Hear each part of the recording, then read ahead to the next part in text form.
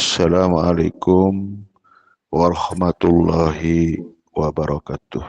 Waalaikumsalam warahmatullahi wabarakatuh. Wabihi nasta'inu umurud dunya waddin wa ala alihi wa sahbihi ajma'in. Amma ba'du. Kepada bapak-bapak pembina, bapak-bapak penasehat, bapak-bapak pengurus yayasan, pengurus perguruan, bapak Rabadal, singkatnya hadirin dan hadirat jamaah perguruan Thariqat Naqsyabandi rahimakumullah.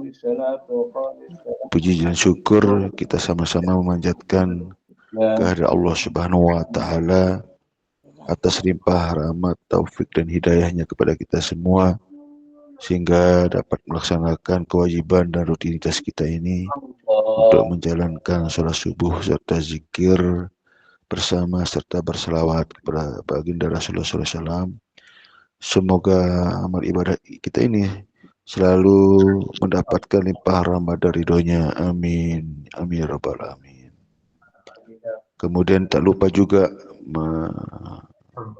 berselawat kepada junjungan alam, junjungan Nabi besar kita Muhammad sallallahu alaihi wasallam. Allahumma shalli ala sayyidina Muhammad wa ala ali sayyidina Muhammad. Atas bimbingannya, petunjuk dan syafaatnya yang kita harapkan, dan juga moga-moga kita dapat mengikutinya, mentaatinya secara zahir dan batin. Amin ya rabbal alamin. Alhamdulillah wa syukurillah, baru saja kita dengar rasa nikmat ya. Zikir ini yang luar biasa yang saya rasakan. Semoga juga jamaah rasakan sedemikian. Itu tanda-tanda bahwa keimanan kita lagi baik ya, lagi bagus ya. Nah, ketika disebut nama Allah, asma Allah, rasa nikmat ada di situ ya. Nah, itu bertanda gangguan-gangguan yang ada pada diri kita itu sudah hampir dan boleh kita katakan tidak ada ya, itu ya. Tapi kalau belum, masih ada gangguan. Gangguan yang paling berat adalah nafsu ya, dunia ya. Dunia la'bun wala'bun.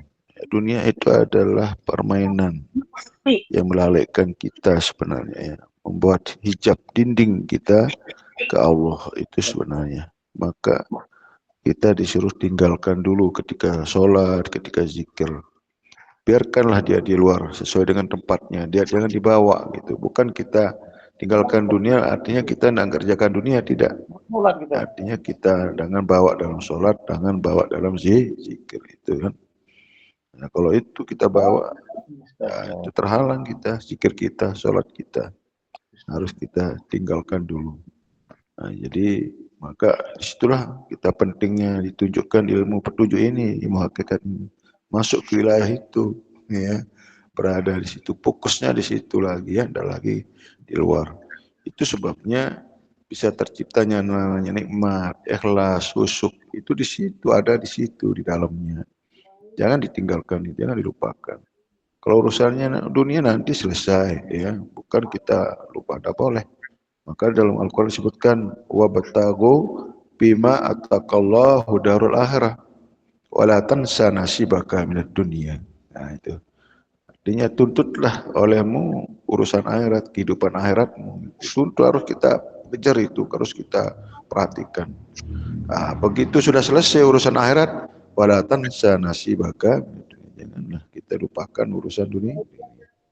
Nah itu. Jadi sebenarnya kita sudah diberi apa namanya poksinya di situ sudah ada batasan-batasannya gitu. Kapan dunia harus kita kerjakan, kapan akhirat kita lakukan di situ. Ketika kita melakukan urusan akhirat, ibadah, tinggalkan dunia gitu. Kalau sudah selesai akhirat, kita jangan lupakan juga urusan walatan sanasi bakal, jangan lupakan nasibnya. Karena itu merupakan kewajiban zahir kita ya, syariat kita. Nah, itu dunia hasanah wa fil akhirati hasanah. Nah, itu dunianya itu menjadi baik, menjadi bagus, bahkan menjadi sarana ya sebagai satu media, sebagai satu apa namanya ya, alat kita, ya sarana untuk ya untuk lebih mendapatkan akhirat kita yang lebih baik, sarana untuk lebih meningkatkan kualitas akhirat kita lebih baik. Nah, itu sebenarnya ya. Makanya kita melakukan dunia ini bukan untuk dunia, tetapi menjalankan dunia untuk akhirat. Nah, sama artinya kita diberi kesehatan, diberi kemudahan. Jadi kan untuk datang ke tempat halkah ini enak gitu, aman gitu. Tidak ada alasannya lagi, oh saya sibuk, saya ini kurang sehat dan sebagainya. Itulah orang-orang yang melupakan karunia Allah ya. Nah, ketika kita diseru untuk berzikir, untuk lebih cepat-cepat kita berada di wilayah zikir, kita enggan, kita tolak. Maka itu sebabnya Allah ingatkan, la tulhikum amwalikum wa auladikum an zikrullah. Wa man yaf'al zalik fa ulaika minal khasirun. Janganlah kamu dilalaikan oleh harta dan anakmu untuk berzikir kepada Allah, dan barang siapa yang kamu berbuat demikian maka kamu termasuk orang-orang yang rugi. Sederhana bahasanya sebenarnya. Benar, kita kan seringkali dilalaikan oleh itu, tinggalkan gitu. Kan kita punya wilayah-wilayah, punya satu kesempatan ini terbatas ini. Kehidupan untuk mengatur akhirat ini sedikit sebenarnya ini. Maka dunia ini mezratul akhirah, sawah ladangnya akhirat. Nah, kita ini sedang bertanam ini, berjuang ini. Nanti yang kita panennya nanti gitu.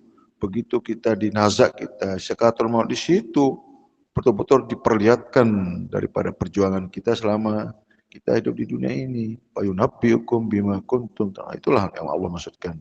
Allah perlihatkan apa yang kamu perbuat. Nah, itu sesungguhnya. Jadi kalau enggak ada yang kita perbuat, apa yang mau kita dapatkan? Tapi supaya tidak sia-sia apa yang kita perbuat, maka hendaklah amalan itu dilengkapi dengan ilmu. Ilmu tanpa amal sia-sia, amal tanpa ilmu sia-sia. Nah, ilmu yang bagaimana, seperti apa? Nah, kalau kita beramal dengan amalan syariat saja, akan kita peroleh sesuai dengan nilai syariatnya. Kalau kita beramal dengan amalan torekat, ya kita peroleh sesuai dia torekohnya. Tapi kalau kita beramal dengan amalan ilmu hakikat, akan kita peroleh yang demikian.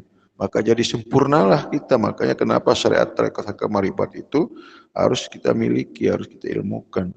Nah, itu kalau kita ngambil dua saja, dua sisi aja, syariat dengan hakikat, zahir dan batin, amalan zahir, amalan batin, ilmu zahir, ilmu batin, ilmu yang dikerjakan oleh zahir, oleh fisik, dan ilmu yang dikerjakan oleh batin.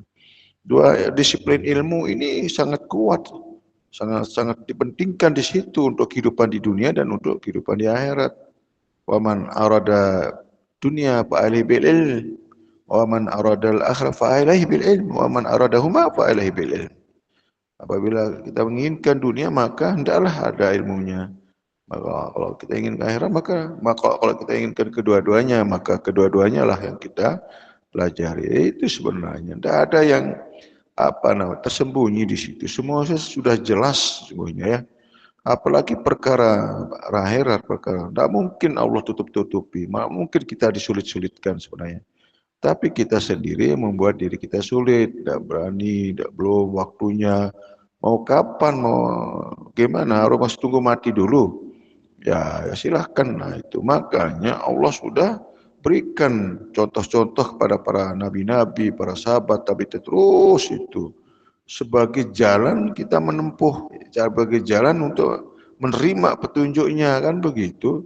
Nah, di situ Allah sudah jelaskan dalam surat Al-Qiyamah, yahdillah bahwal muhtadi wa man yudlil falan tajida waliyan mursyida. Barang siapa diberi hidayah Allah, maka dialah orang yang mendapatkan petunjuk. Wa man yudlil falan tajida waliyan mursyida. Orang yang disesatkan itu adalah orang yang tidak dapat yang petunjuk, tidak ada yang menunjukkan, tidak ada guru mursyid yang menunjukkan. Itulah pentingnya kita belajar. Makanya orang tuanya kepada mursyid, tanyalah ke ahlinya. Ini tentang kerohanian, ini soal, bukan persoalan kita belajar pengetahuan, ilmu tentang ilmu-ilmu ya, tentang ilmu astronomi lah, ilmu alam lah, ilmu kehidupan zahir misalnya. Nah, itu dunia semua, ilmu ekonomi dunia. Maka pembagiannya sederhana, kita ngambil pembagian yang simpel itu. Ilmu zahir, ilmu batin. Yang luar-luar ini zahir semua. Pengetahuan nama ilmu pengetahuan agama. Walaupun kita belajar agama saja, ilmu pengetahuan agama. Pengetahuan tentang agama. Maka panjang urusannya. Makanya banyak cerita tentang agama. Banyak pembelajaran, banyak ya lika-likunya. Ya kita belajar tentang pengetahuan agama itu tidak akan pernah selesai-selesai. Ibarat kita apa namanya seperti ilmu ini seperti air laut. Ya itu kapan mau bisa habis kita minum semakin saking luasnya, semakin banyaknya. Seperti itu. Ayo bayangkan tidak pernah habis-habis. Nah itu. Jadi itulah keluasan daripada ilmu pengetahuan agama. Begitu masuk kepada inti ilmu agama, ilmu yang membawa menjadi kita sampai kepada tujuan yang pemilik agama itu sendiri. Bermakrifat kita kepada Allah. Maka orang yang tidak beragama itu kocar-kacir dia. Tidak tenang dia. Makanya orang mewajibkan diri beragama. Memang agama itulah jalan mereka. Tapi ketika mencari agama yang salah, maka salahlah dia. Maka Allah memberi keredoannya terhadap orang-orang yang masuk ke dalam agama Islam. Itu Allah hanya redho terhadap orang-orang yang masuk ke dalam agama Islam. Tapi masuklah secara kapah, zahir, batin. Nah, itu soal selesai sebenarnya, sederhana sekali sebenarnya. Ya, jadi seperti apa agama itu ada pada hati hambanya. Disitulah Allah meletakkan agama, artinya sesuatu yang membuat tidak kocar-kacir. Dia tetap pendiriannya. Maka agama itu lebih mulia daripada apa yang kita miliki di dunia ini. Mereka menjadi penentu kehidupan mereka nanti di akhirat. Maka masuklah ke dalam agama yang diredoi, itu dikatakan agama Islam. Maka orang yang masuk ke dalam agama Islam itu mereka patuh, tunduk kepada tuntunan, pada aturan. Nah, itu sesungguhnya. Maka agama yang membuat kita patuh. Kalau kau tidak mau ikuti aturannya jangan beragama, ikutilah orang-orang yang tidak punya agama, kan bebas gitu ya. Nah itu kan. Makanya ketika orang ikut di sebuah organisasi di perguruannya harus ikuti dan patuh kepada aturan itu. Nah, jangan kita buat-buat aturan sendiri atau ingin maunya kita, kan berarti tidak patuh namanya. Seperti itulah. Jadi agama ini sebenarnya berikan sebuah bimbingan di situ. Baik tentang persoalan-persoalan ya jasmaniahnya ya atau maupun ukhrawinya itu jiwanya ya, zahir batin. Memang itu logis sekali ya. Itu maka agama ini masuk akal, bisa diterima oleh akal sehat kita. Jadi tidak ada yang bertentangan. Makanya saudara orang sekarang sudah mulai berlomba-lomba masuk ya ke dalam agama Islam. Karena secara logika sangat-sangat meyakinkan bahwa yang paling bisa menjaga jiwa raga itu mereka mendapat satu kedamaian, keadilan itulah ketika mereka masuk ke dalam agama Islam. Itu bayangkan enggak, dari sisi syariatnya saja mereka nyaman aman di situ. Bisa terjaga jiwa raganya, harta dan sebagainya. Benar. Itu. Tetapi kita yang lebih spesifik lagi, karena ini terkait tentang bagaimana ke Allahnya, bagaimana kita nyambung ke Allah, bagaimana kita tauhid yang sesungguhnya. Itulah pentingnya rohani. Pentingnya kita pelajari tentang hati. Lewat itulah jalan kita untuk menuju kepada liqa rabbih. Itu sebabnya maka qalbul mu'min baitullah, hati orang mukmin. Bayangkan enggak? Jadi kita ini datang ke baitullah, baitnya Allah, rumahnya Allah, datanglah ke situ. Kalau kita bertawajuh menghadap, kita mau dekat. Nah, itu di situ. Kalau baitnya zahir ya itulah makna syariat punya itu. Cara syariat kita ya lakukanlah di pendekatan lewat itu. Tunduk di situ, fokus ikuti tatanan syariatnya. Tapi kalau sudah kita libatkan hati kita, kolbu kita beribadah, tidak bisa hanya memakai fisik. Nah, semakin tambah jauh, tidak itu jalannya kan gitu ya. Nah, itu. Maka Sayyidina Ali berkata, Ra'aitu Rabbi bi'ainil qalbi, la syakka anta. Aku melihat Tuhanku dengan mata hatiku, tidak syak lagi yang kau. Bayangkan, berarti jalan kita untuk bermusyahadah fokus adalah melalui hati dan melalui pandangan batin, pandangan basyirah kita, bukan melotot. Gimana semakin melotot semakin tambah jauh, makin tambah tidak nyaman, tidak nyampe. Itu sebenarnya, disitulah makanya kita masuk wilayah itu sebenarnya. Ada di situ semuanya sudah Allah siapkan. Tinggal kita laksanakan, tapi semua itu ada ilmunya. Itulah maka kita dibimbing rohani kita bertawajuh kepada Allah. Maka begitu kita sudah bertawajuh, baru kita siarkan wajah tu wajahiyya lilladzi fattaras samawati wal baru kita nyatakan diri kita bertawajuh menghadap. Ini menghadap kemana? Hati kita kemana-mana merasa sudah menghadap. Itu sebuah pembohongan, itu bahaya, itu hati-hati. Jangan sampai kita tidak melakukan seperti apa yang kita laporkan. Itu kan masuk kepada kaburat maktan indallah taqulu ma taf'alu. Itu dosa besar jadinya. Hati-hati. Makanya kita memahami tentang keagamaan itu dengan setengah-setengah. Jangan luar-luarnya saja kan, jangan zahir batin. Kolbu ini jadi tidak sengsara, tidak gelisah, tidak kemana-mana gitu. Ada yang dihadapkan, ada dia tempat dia landasannya, ada dia sebagai sandarannya. Itu ya di dunia saja kalau tidak ada sandaran kita gimana? Mau duduk di mana? Ya, mau ada di mana? Akan begitu kan?